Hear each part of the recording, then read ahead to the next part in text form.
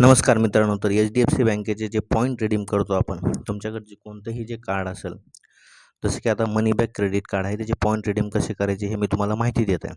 जसं पहिल्यांदा तुम्ही वेबसाईटवरती गेलात, लॉग इन बटनला क्लिक केलं, त्यानंतर तुम्हाला खाली क्रेडिट कार्ड पोर्टलचं ऑप्शन येईल. त्यावरती क्लिक केल्यानंतर तुमच्यापुढे हे पेज येईल, ज्यामध्ये तुम्ही जर रजिस्टर केलं नसेल तर रजिस्टर नावचं ऑप्शन निवडून रजिस्टर करू शकता.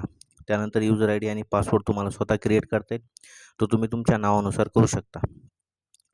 आणि ते पासवर्ड पण मग नंतर तुम्हाला क्रिएट करता येईल. OTP ऑथेंटिकेशन होईल, त्यानंतर पासवर्ड क्रिएट होईल.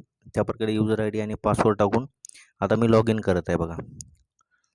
पासवर्ड येईल, लॉग इन होईल. लॉग इन झालं की हे माझं पेज ओपन झालेलं आहे, ज्यामध्ये मला माझ्या कार्डची डिटेल दिसत आहे आणि खाली जे अवेलेबल बॅलन्स आणि वरती व्ह्यू समरी.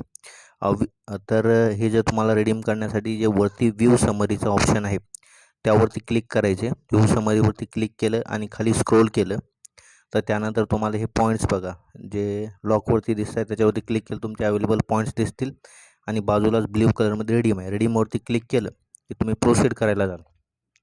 जर तुम्ही पहिल्यांदा रिडीम करत असाल आणि प्रोसीड करायला जाल तर तुम्हाला हे असं ऑप्शन येईल, ज्यामध्ये पॉपअप ऑन करण्यासाठी सांगाल, जी क्रोम सेटिंगमधनं करता येईल. तर बघा तुम्ही क्रोम सेटिंगमध्ये कसे करू शकता.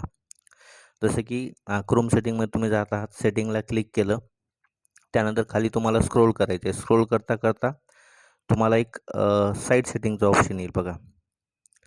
त्या साईड सेटिंगवरती क्लिक केलं, त्यानंतर पुन्हा स्क्रोल करायचं खाली. स्क्रोल करतोय बघा मी. स्क्रोल केल्यानंतर खाली भरपूर सारे ऑप्शन येत आहेत. त्यामधनं आलं बघा पॉपअप्स अँड रिडायरेक्शन्स. त्यावरती क्लिक करा आणि हे डोंट अलाऊवरती होतं आणि वरती मी site can send popup and allow त्याच्यावरती क्लिक केलं. त्यानंतर मी हे लॉग इन पेजवरती पुन्हा आलो आहे बघा. लॉग इन केलं आणि लॉग इन केल्यानंतर ते व्ह्यू समरीवरती क्लिक केलं. व्ह्यू समरीवरती क्लिक केल्यानंतर मी खाली आलो. त्याच्यावरती खाली आल्यानंतर रिडीम पॉईंटवरती क्लिक केल्यावर प्रोसीड केल्यानंतर आपलं जे रिडीमचं पेज आहे ते तुमच्या समोर येईल. त्यामध्ये बघा आता हे product and vouchers, Insta voucher, cash आणि एअर माइल्स तुम्हाला जे रिडीम करायचे त्यानुसार तुम्ही रिडीम करू शकता.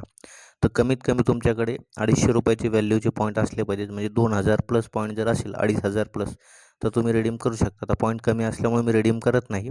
तर या प्रकारे तुम्हाला तुमचे जे पॉईंट्स आहेत बघा, 183 रुपये व्हॅल्यू होत आहे आणि ते म्हणतात कमीत कमी 250 व्हॅल्यू पाहिजे. थँक्यू.